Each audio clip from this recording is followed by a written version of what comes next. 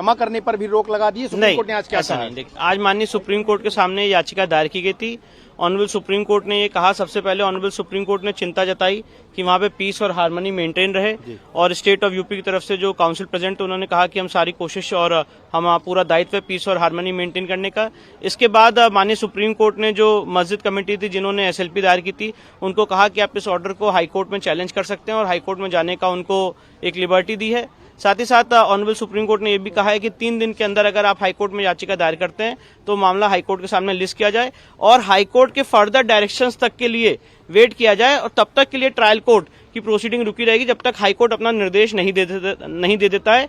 और ये मामला अभी ट्रायल कोर्ट में 8 जनवरी को लगा हुआ है। साथ ही साथ ऑनरेबल सुप्रीम कोर्ट ने यह भी निर्देश दिया है कि जो एडवोकेट कमिश्नर महोदय हैं वो अपनी रिपोर्ट सील कवर में दाखिल करेंगे। तो इसका क्या मतलब निकाला जाए कि ट्रायल कोर्ट की प्रोसीडिंग पर एक तरह से स्टे हो गया है? नहीं, ट्रायल कोर्ट की प्रोसीडिंग का भी एक लिमिटेड स्टे है जब तक ऑनरेबल इलाहाबाद हाईकोर्ट ये अप्रोच नहीं करते हैं, और जब ऑनरेबल इलाहाबाद हाईकोर्ट अप्रोच करेंगे और मैटर ऑनरेबल हाईकोर्ट में लिस्ट हो जाएगा तो ऑनरेबल इलाहाबाद हाईकोर्ट डिसाइड करेगी कि ट्रायल कोर्ट की प्रोसीडिंग स्टे रहनी कि नहीं रहनी है। पर साथ ही साथ जो एडवोकेट कमीशन है उसको रिपोर्ट दाखिल करने से नहीं रोका गया है, वो अपनी रिपोर्ट दाखिल करेंगे और सील कवर में दाखिल करने की बात कही गई है। In English if you can explain. Sir, ये माना जाए कि जो मुस्लिम पक्ष जो याचिका में का हवाला देकर के उच्चतम न्यायालय आया था, तो जो फौरी राहत की मांग कर रहा था वो फौरी राहत मुस्लिम पक्ष को मिल गई है? देखिए, उन्होंने जो मांग की थी, उन्होंने तो इस ऑर्डर को पूरी सेटिसाइड करने की मांग की थी।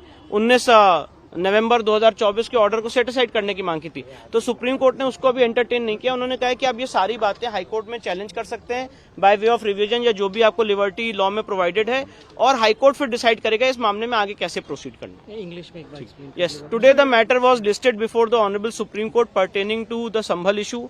The concerned mosque committee had approached the honourable Supreme Court challenging the order of civil जज सीनियर डिवीजन डायरेक्टर। बिल्कुल, अमित गंजू लगातार हमारे साथ बने हुए। अमित, सुप्रीम कोर्ट के बड़े आदेश के बाद अब ये पूरी लड़ाई हाई कोर्ट में जाती हुई दिख रही है। अब हाई कोर्ट में दोनों पक्षों को अपने अपने तर्क और दलीलों को देना होगा। बताना चाहूंगा कि 3 दिन का समय भी दिया गया। अगर इनको कोई ऑब्जेक्शन हो तो 3 दिन में जाके उसको सबमिट करें, यानी ट्यूसडे तक उसको सबमिट करना होगा, जो हमारे पास जानकारी भी मिली है, क्योंकि मैंने जैसे पहले बताया कि कई चीजें भी क्रिस्टल क्लियर होना बात।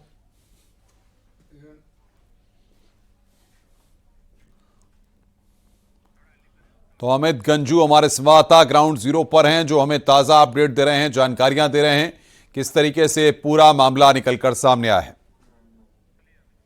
अमित, बताइए, बात को रखिए अपना।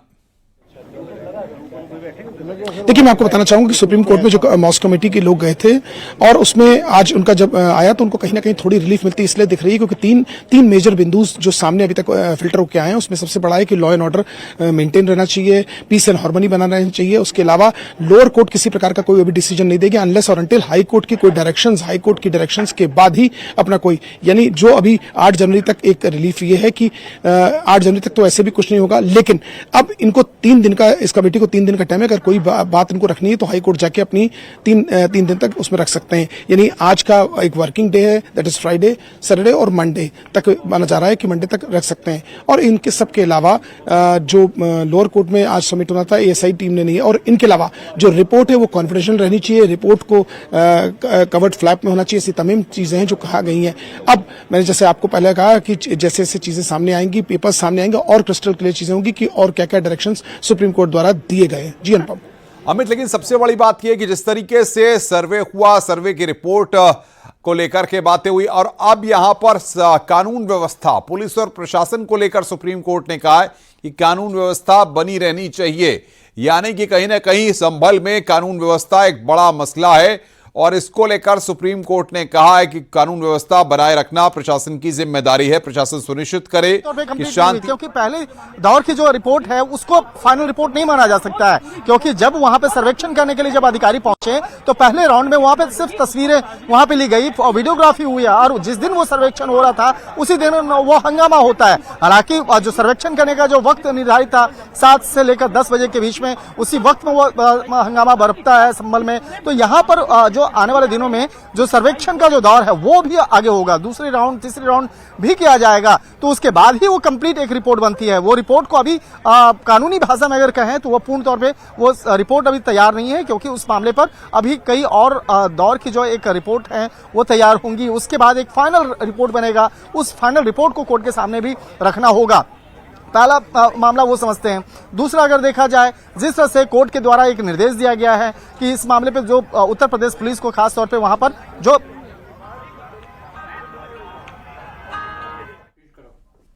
तो यहां पर यह तस्वीर इस वक्त हम आपको दिखा रहे हैं किस तरीके से सुप्रीम कोर्ट ने यहां पर बड़ा आदेश दिया है। सर्वे पर सुप्रीम कोर्ट का बड़ा आदेश यहां पर सामने आया है। ये बड़ी खबर इस वक्त बता रहे हैं, निचली अदालत कोई एक्शन न ले, ये बात यहां पर कही गई।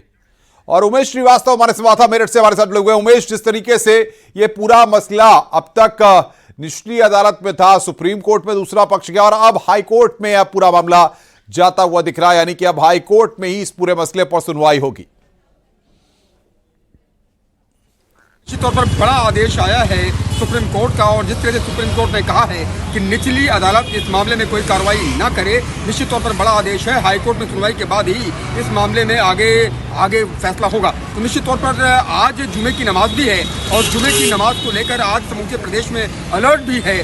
खासतौर से पश्चिमी उत्तर प्रदेश के विभिन्न जिलों में खास चौकसी बरती जा रही है। चाक चौबंद व्यवस्थाएं की गई हैं। न्यूज़ 18 की टीम इस वक्त इमलियान मस्जिद मेरठ के बाहर मौजूद है और यहाँ पर सुरक्षा व्यवस्था के चाक चौबंद इंतजाम किए गए हैं, सिक्योरिटी के प्रॉपर अरेंजमेंट्स किए गए हैं। तस्वीरों में आप देखिए कि किस तरह से यहाँ पर फोर्सेज की तैनाती है और हर मस्जिद